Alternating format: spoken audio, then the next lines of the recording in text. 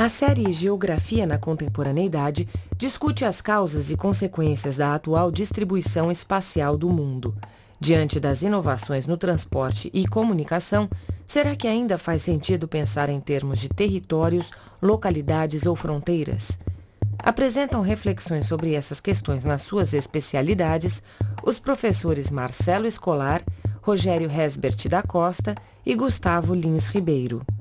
No programa de hoje, o professor Antônio Robert Moraes, curador da série, fala sobre as origens da geografia e de que forma ela ainda é importante nos dias de hoje.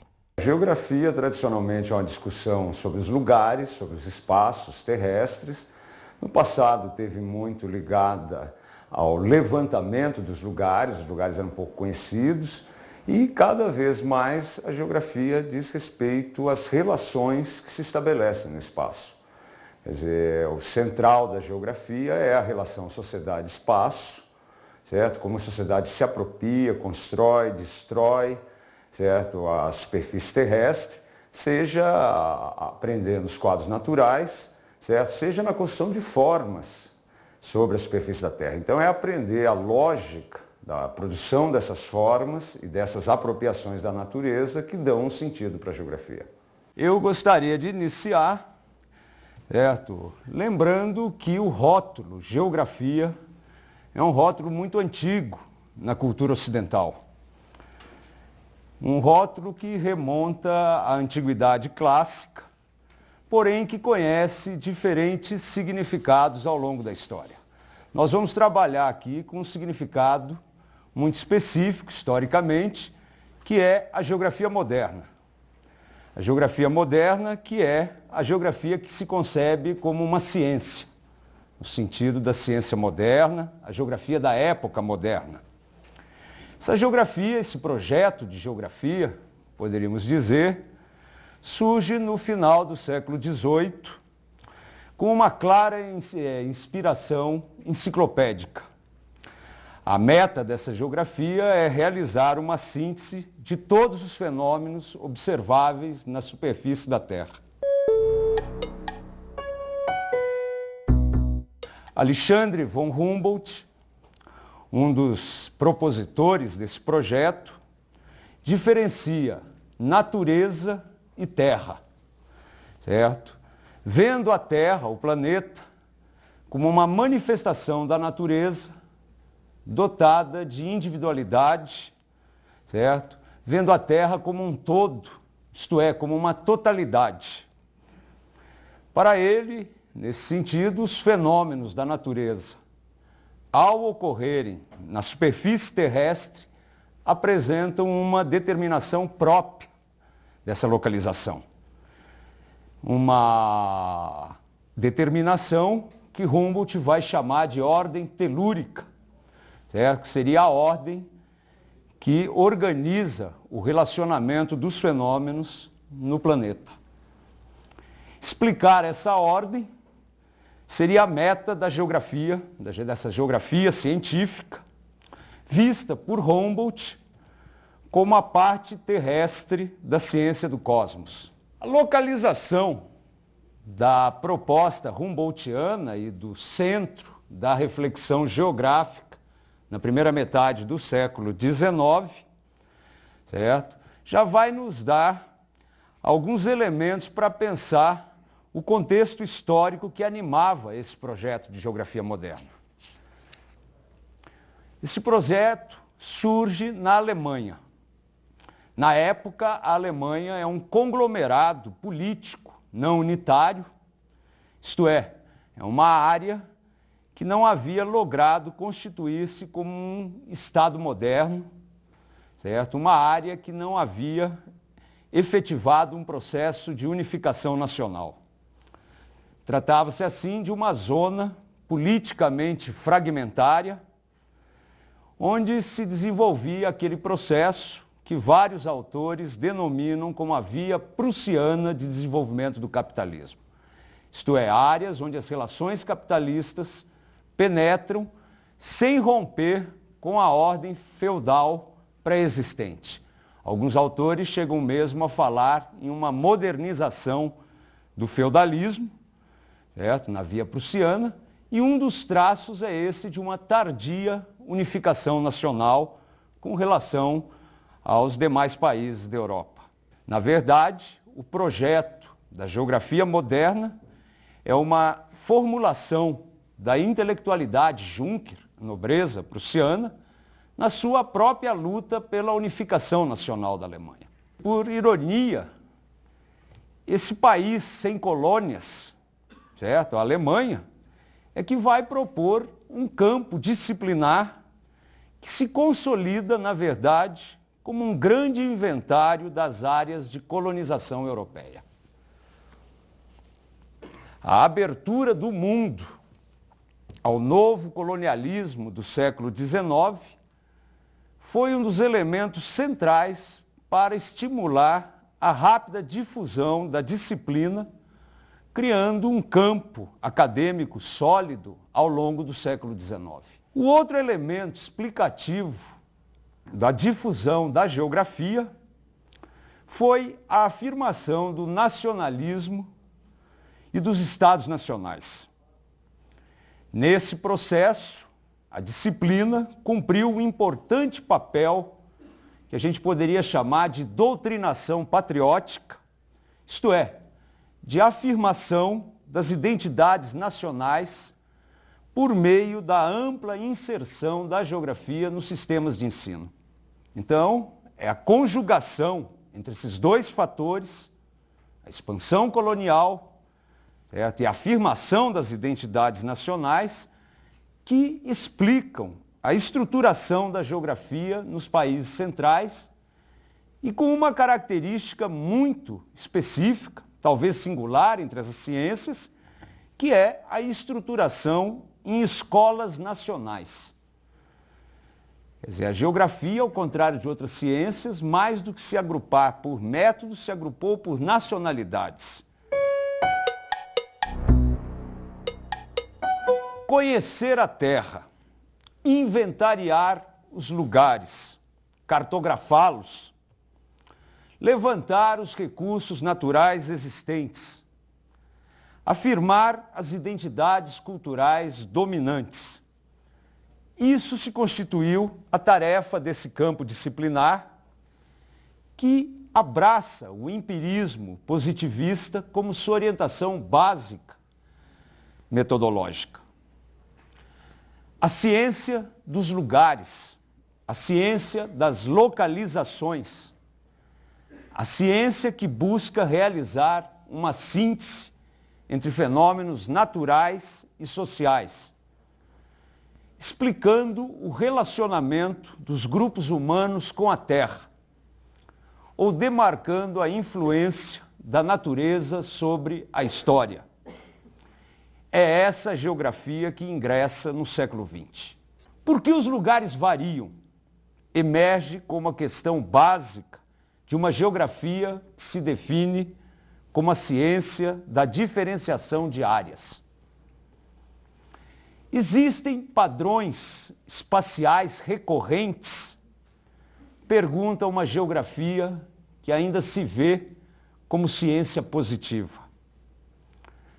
Será nossa disciplina uma teoria do habitat, a ciência do homem habitante? Ou estudará as projeções dos modos de produção na superfície da Terra? E a experiência vivida dos lugares? E as representações dela derivadas? Não fazem parte do universo de indagação da geografia? São essas as discussões e debates que atravessam o campo disciplinar ao longo do século XX. A teoria geográfica vai se enriquecendo e o quadro conceitual utilizado pela disciplina vai se aprimorando e se diversificando. Todos os conceitos buscando exprimir uma unidade básica de investigação da geografia. Não raros conceitos identificados com uma escala de análise de fenômenos interrelacionados. Enfim, todos buscam uma divisão legítima do espaço terrestre. Região, território, paisagem, meio, podem ilustrar esta afirmação. Vista como um fato geográfico, isto é, uma realidade fática, algo que existe, independente da consciência do pesquisador. Esse conceito foi concebido inicialmente como uma porção de espaço dotada de uma originalidade própria. Um espaço com uma fisionomia. Fisionomia essa que o individualizava na superfície terrestre.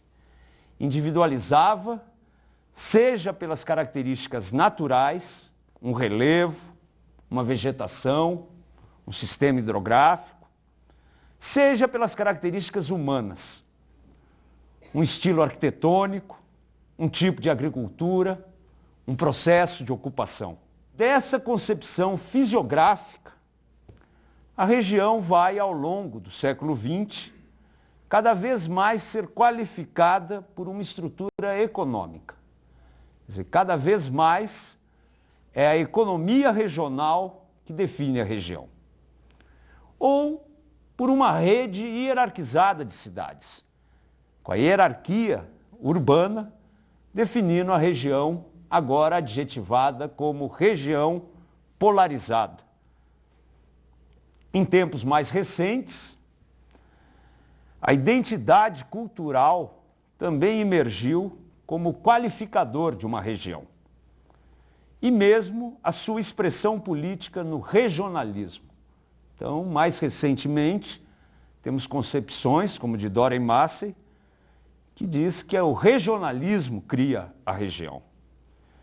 De todo modo, a ideia de região está sempre associada a um espaço demarcado por um critério de homogeneidade, que a qualifica como uma unidade espacial de análise específica. Na visão clássica, o domínio de um espaço o qualifica como um território. Nesse sentido, é a apropriação, é o controle social que definiriam os territórios, vistos como conceito eminentemente político. Numa tentativa de síntese, o território como área de exercício de um poder. E a identificação desse poder com a dominação estatal completa a conceituação mais tradicional que relaciona o território como âmbito espacial de soberania de um Estado, ou uma jurisdição estatal em diferentes escalas. O que nos levaria a poder falar de territórios, tantas fossem as divisões administrativas do poder. Território estadual, território municipal, mas principalmente território estatal nacional. Na segunda metade do século XX, uma concepção mais antropológica de território começa a emergir, coexistindo com esta visão mais tradicional jurídico-política. Trata-se da qualificação do território como um espaço identitário, capaz de sustentar múltiplas identidades socioculturais. Enfim, um espaço de referência cultural, logo de fronteiras difusas e sobrepostas.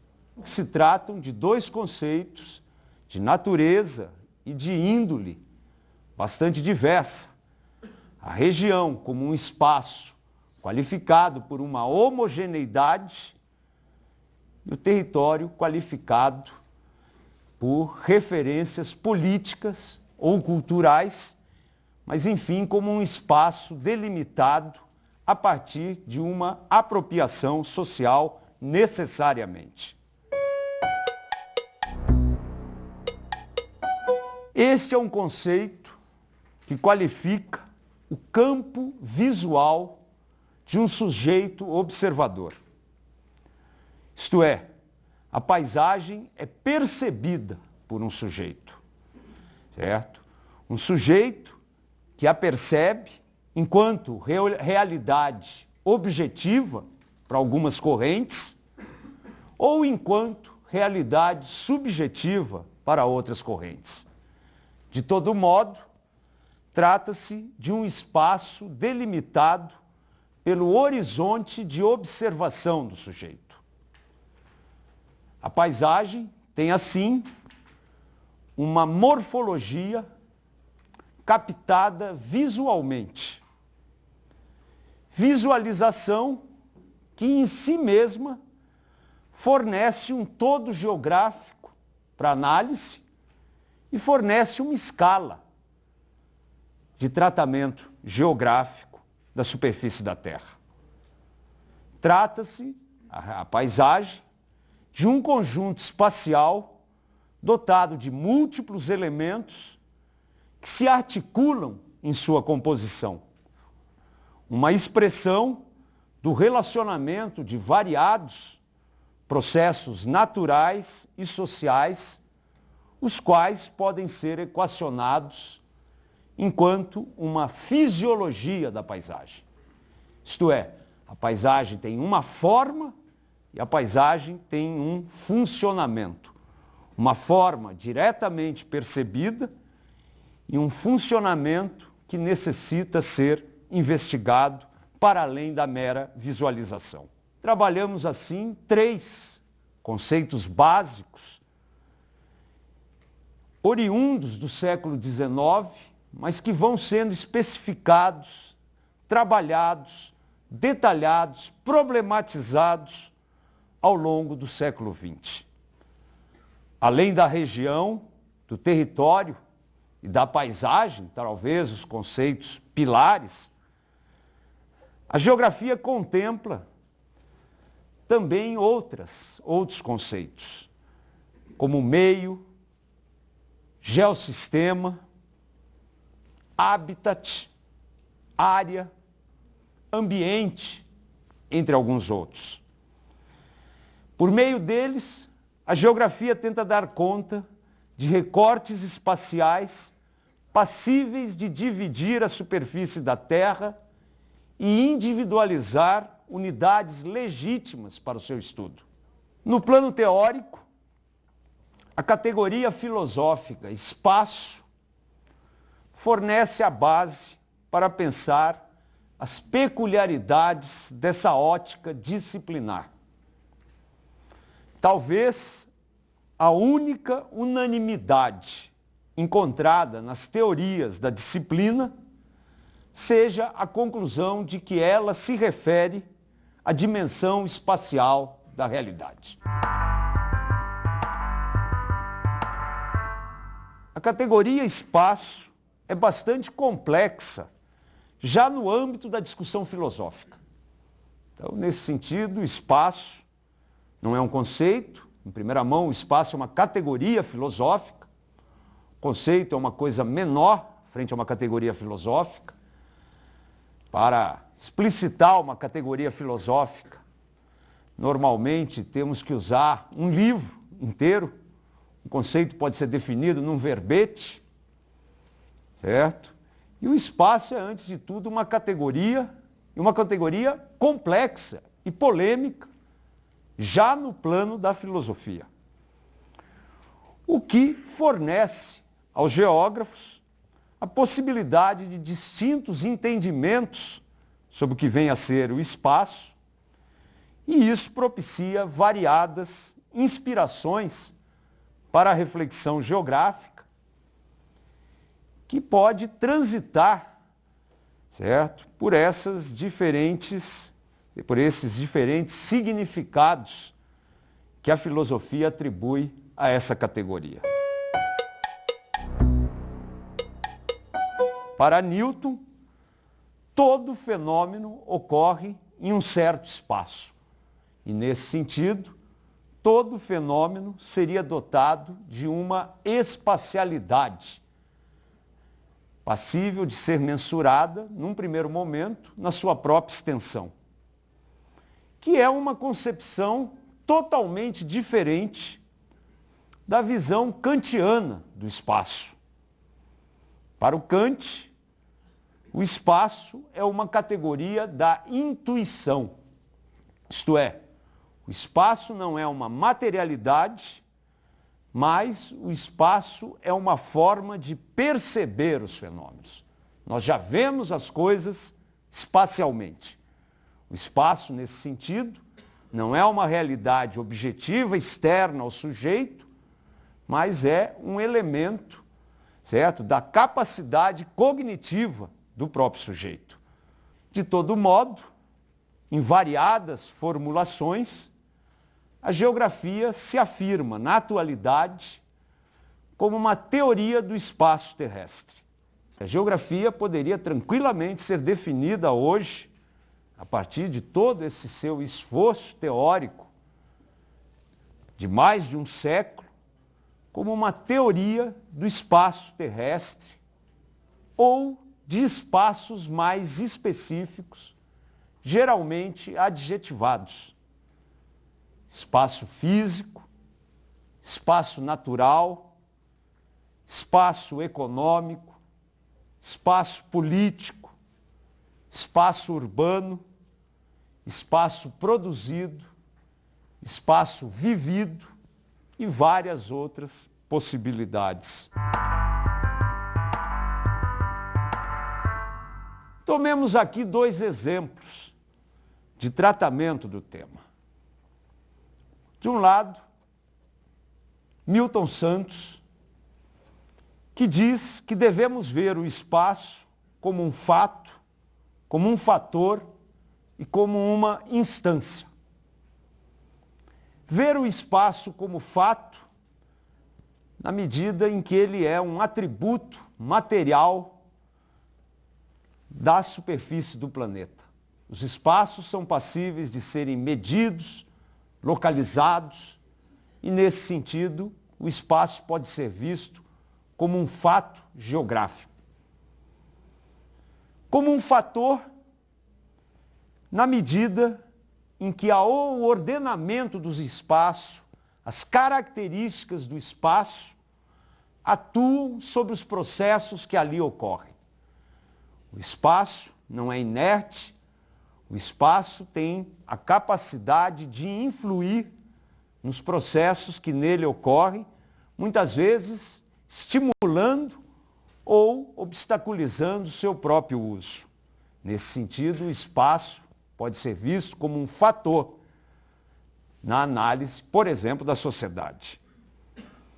E, em terceiro lugar, o espaço como uma instância, na medida em que eu posso tentar explicar a vida social a partir da sua dimensão espacial. Quer dizer, eu posso contar a história a partir da formação de um territorial, certo? Eu posso analisar uma sociedade a partir do ordenamento territorial que ela cria. Enfim, o espaço seria um ângulo de análise da vida social. E, nesse sentido, o espaço é tratado por Milton Santos como uma instância. Num tratamento não antagônico a esse, David Harvey defende que o espaço deve ser visto como absoluto, relativo e relacional. Absoluto também naquele sentido de que os espaços são singulares, mensuráveis, identificados, localizáveis. 2 corpos não ocupam o mesmo lugar no espaço. Então, nesse sentido, o espaço é absoluto.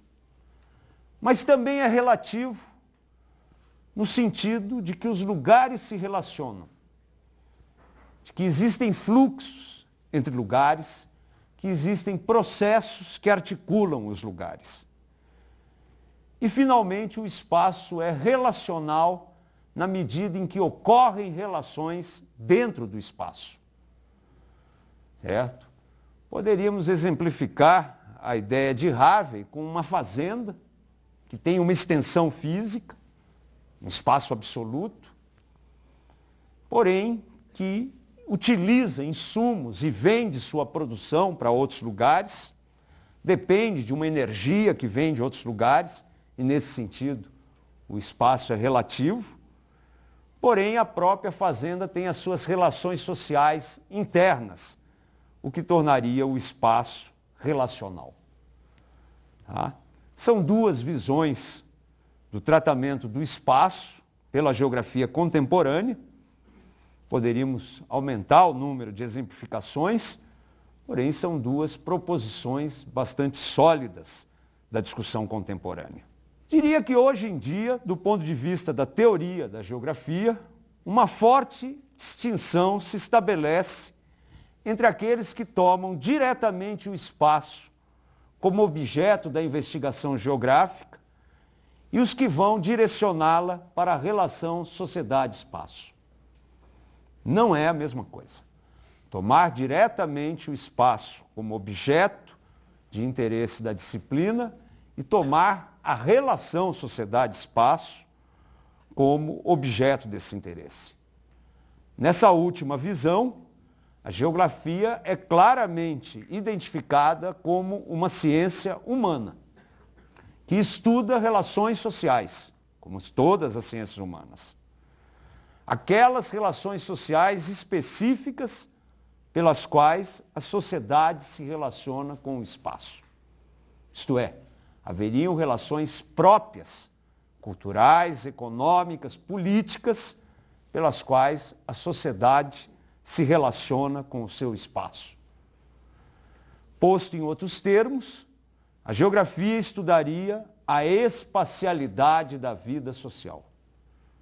Como a vida social se expressa em sua dimensão espacial.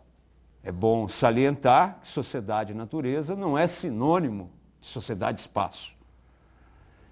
E essa visão clássica de relacionamento, no passado se dizia homem-meio, mas modernamente se fala relação sociedade e natureza, se encontra hoje em dia muito estimulada pelo ambientalismo e pelas demandas da gestão ambiental. Então convivem na geografia tanto visões que têm o espaço como objeto, quanto visões que têm a relação sociedade-espaço como objeto, como visões que têm como objeto a relação sociedade-natureza. E é em face a esse quadro rapidamente descrito que o campo disciplinar vai vivenciar, a partir do final dos anos 80 do século passado, o questionamento advindo das teorias da globalização e da chamada pós-modernidade. O desenvolvimento técnico dos meios de transporte e comunicações teve grandes repercussões na reflexão geográfica. A velocidade dos fluxos encurtou as distâncias. A rapidez dos meios aproximou os lugares.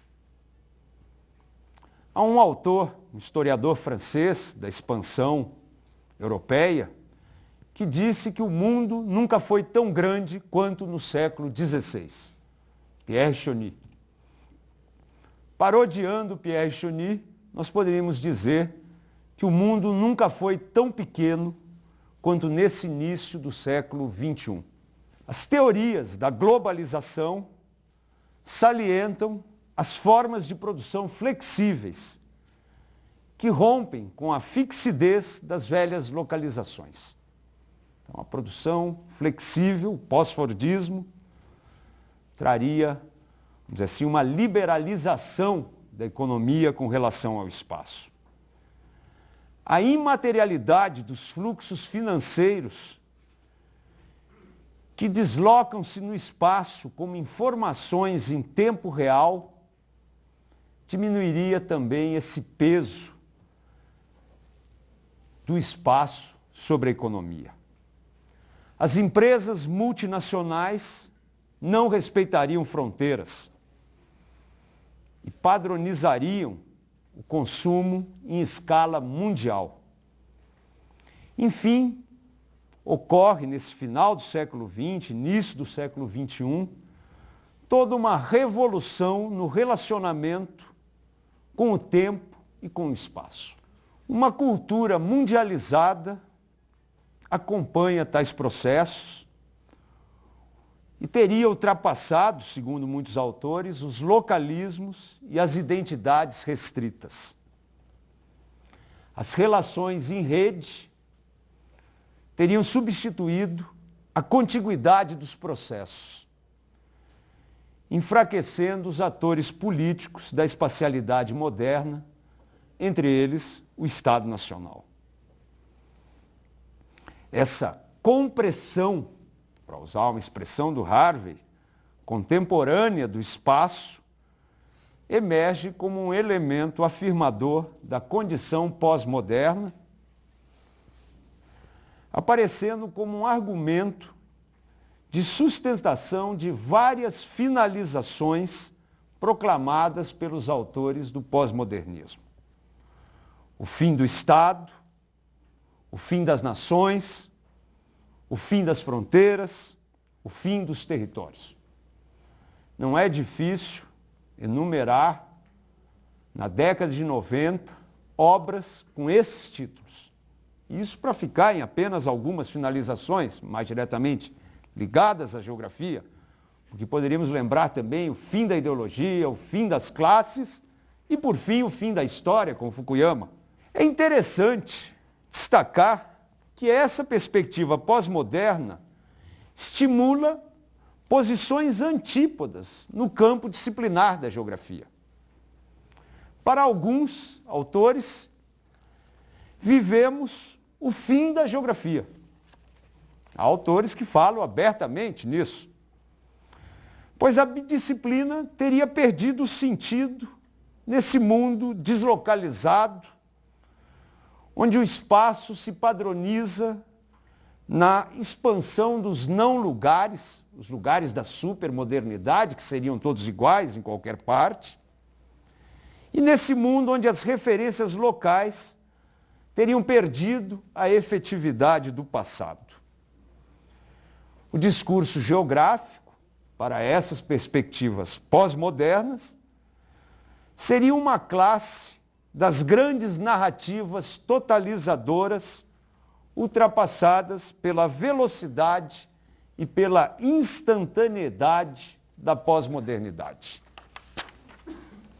Então, para uma série de autores, essas novidades do final do século XX teriam levado ao fim da geografia. Porém, para outros, a atualidade que vivemos coloca a geografia como a mais central das ciências humanas. Quer dizer, para uma série de autores, a geografia estaria desalojando a história como fornecedora de um sentido para as sociedades, pois o espaço teria substituído o tempo como vetor de explicação do mundo atual. Há mesmo quem fale, como Eduardo Soja, na vigência contemporânea de um materialismo geográfico, de forte capacidade explicativa do mundo atual. Então é interessante, o mesmo diagnóstico, certo? De certa forma, os mesmos processos, alimentando de um lado o discurso do fim da geografia e de outro lado o discurso de priorização da ótica geográfica, da explicação da realidade. O estado do mundo, nesse início do século XXI, parece mais repor algumas temáticas clássicas do campo disciplinar. Questionando os arautos do inteiramente novo. Quer dizer, uma terceira posição seria essa, de que vivemos uma época de inovações, mas de inovações que contêm características já presentes e já estudadas pela geografia. Hoje, tem-se algumas finalizações como bastante apressadas e como não consistentes. Se vê muito, nesse início do século XXI, o aparecimento de livros com o título A Reinvenção. Quer dizer, muito daquilo que foi finalizado na década de 90 está sendo reinventado. Porque alguns processos são melhor equacionados pelos conceitos e teorias tradicionais do que pelos argumentos trazidos por essas novas óticas, denominadas pós-modernas. A luta pelo controle de recursos naturais e de lugares seria talvez melhor abordada pela perspectiva geopolítica clássica do que pelas teorias da aldeia global. As barreiras protecionistas e as tentativas de controle da imigração, por exemplo, repõem as fronteiras como realidades geográficas do mundo contemporâneo. Nacionalismos emergentes e a prática guerreira do choque de civilizações questionam o transculturalismo. A meta da sustentabilidade ambiental e a consciência da finitude de certos recursos recolocam a questão da relação da sociedade com a natureza, reforçando o levantamento das realidades locais. Até que ponto a geografia, essa disciplina interlocutora do Estado e envolvida com a construção de projetos nacionais, pode contribuir para o entendimento da dinâmica social contemporânea? Podemos estar presenciando não apenas o fim da Guerra Fria ou de um período particular do pós-guerra, mas o fim da história como tal. Isto é, o ponto final da evolução ideológica da humanidade e a universalização da democracia liberal ocidental como uma forma finalizada de governo humano. A tese do filósofo e economista americano Francis Fukuyama argumentava que o fim da Guerra Fria teria significado o fim da progressão na história humana e, portanto, o fim da história. Uma tese que o número de democracias existentes no mundo parecia confirmar, mas que o surgimento de líderes demagogos como Chávez ou fundamentalistas como Bin Laden, como alternativas reais às democracias ocidentais, colocaram em dúvida. O próprio Fukuyama admitiu que sua tese estaria incompleta na medida em que não poderia haver um fim da história sem um fim da ciência e tecnologia modernas, ou seja, o controle da humanidade sobre sua própria evolução poderá ter um efeito enorme e terrível sobre a democracia liberal. Eu sou daqueles que para mim a ideologia não terminou. Segundo, o fim da história, não chegamos no fim da história. Então, os dados da realidade internacional mostram que não chegamos ao fim da história, né? E aí, nós vimos o que aconteceu aí com a ex-União Soviética, com aqueles países do leste europeu ali, a ex-Tchecoslováquia, que houve mudanças, né? E a própria Iugoslávia, né? Então é isso. Muito obrigado. Eu não quis de modo nenhum passar aqui a impressão que eu tenho algum tipo de simpatia, seja pelo Fukuyama, o fim da história, seja pelo fim das ideologias. Muito pelo contrário, me parece que essas finalizações foram todas feitas de forma bastante apressada, certo? E muitos fenômenos desse início do século XXI vão no sentido contrário às teorias do pós-modernismo, recuperando alguns conceitos que esses autores pós-modernistas têm por totalmente ultrapassados, certo? Eu acho que fenômenos como a Guerra do Iraque, por exemplo, recolocam na ordem do dia a discussão de conceitos como, por exemplo, de imperialismo, certo? Acho que não é de modo nenhum um conceito. Eu acho, pelo contrário, que é parte da ideologia globalista, certo? Evitar certos temas e decretar a morte prematura de certas perspectivas e de certas teorias que lhes são contrárias, né? Eu gostaria de destacar a relevância dessa discussão para a sociedade brasileira. Nos países de formação colonial como o nosso, a geografia ganha, sem dúvida, uma centralidade explicativa muito grande, pois tratam-se de sociedades que foram geradas em processos de expansão territorial. Colonização é, antes de tudo, um tipo de relação sociedade-espaço, uma relação de conquista que implica em submetimento de populações, em apropriação de lugares e em exploração de recursos naturais. Tais processos ainda estão em curso em nosso país. Um país que se ancora em muito numa visão territorial. Um país que é pensado por suas elites como um espaço e como um espaço a ser conquistado, muito mais do que como uma sociedade, isto é, como uma nação. Portanto, mesmo tendo um foco na ótica global, certo? A geografia tem muito a explicar e a fornecer para o conhecimento da nossa realidade nacional, que é onde se definem, até a atualidade, o destino político de cada povo. Se há uma ideia muito forte, inclusive nas agências geográficas brasileiras do século XIX, Instituto Histórico e Geográfico Brasileiro, a Sociedade de Geografia do Rio de Janeiro, um tema recorrente, principalmente nesse momento de formação do Estado, é construir o país. Esse é o grande projeto nacional. Quer dizer, o país não está pronto, temos que construir o país.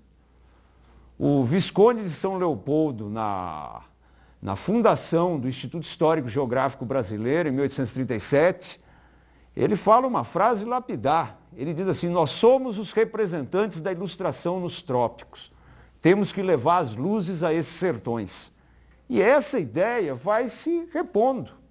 Essa ideia de uma certa missão civilizatória que justifica o extermínio de populações indígenas, certo? Essa ideia de esgotar os recursos e correr para frente. Isso, durante o século XIX todo, aparece com a ideia de civilização. Na virada do século XIX para o XX, esse termo vai ser substituído pela ideia de modernização. Mais uma vez, modernização sendo entendida como um processo de dotação do espaço. Quer dizer, dotar o espaço de equipamentos. Porque a modernização poderia ser entendida também como modernização do povo, que seria investir mais em educação, em saúde, mas não. Modernização foi entendida como dotar o território de grandes sistemas de engenharia, de estradas. Eu arriscaria dizer que nesse final de século XX, esse mesmo papel ideológico cumprido pela ideia de civilização no século XIX, de modernização em boa parte do século XX, talvez apareça sob o termo globalização. Quer dizer, precisamos nos colocar na hora certa do mundo, certo? E, sem dúvida nenhuma, isso envolvendo, certo, uma inserção bastante subordinada. Então, esse peso das ideologias geográficas no Brasil é muito grande, é de berço, certo? E uma das tarefas que se põe para a geografia na atualidade é exatamente o desmascaramento desse tipo de argumentação, certo? Que, volto a dizer, vê o Brasil como um espaço e não como uma sociedade. Hoje em dia, a geografia, ela recebe uma renovação muito grande pelos próprios fluxos internacionais e pelo horizonte, que a gente chamaria de horizonte geográfico das pessoas, abarcar o mundo como um todo. Então, a maioria das pessoas tem uma vivência, apesar não apenas local, mas uma vivência hoje em dia planetária, com informações que chegam a todo momento, de diferentes lugares, imagens. Então, a geografia está presente, numa tentativa de explicar isso, certo? Como é que vão se formando essas mentalidades, a gente poderia dizer, a respeito do espaço terrestre, certo? E como é que vão se agregando valores, críticas, certo? A respeito dos lugares. A geografia, enquanto disciplina acadêmica, sofreu uma renovação muito grande por volta dos anos 70, exatamente buscando teorias, conceitos que pudessem dar conta dessa nova vivência do espaço, certo? Desses novos processos ocorrentes na superfície terrestre. E, de certo modo, respondeu bem a isso, eu acredito, e sendo que isso levou a uma requalificação da disciplina, que hoje em dia não fica apenas como uma disciplina escolar, mas também entra por outros campos mais explicativos, vamos dizer assim, certo? Da geografia econômica, da geografia política e também bastante a questão ambiental, que traz um gás muito grande para a geografia.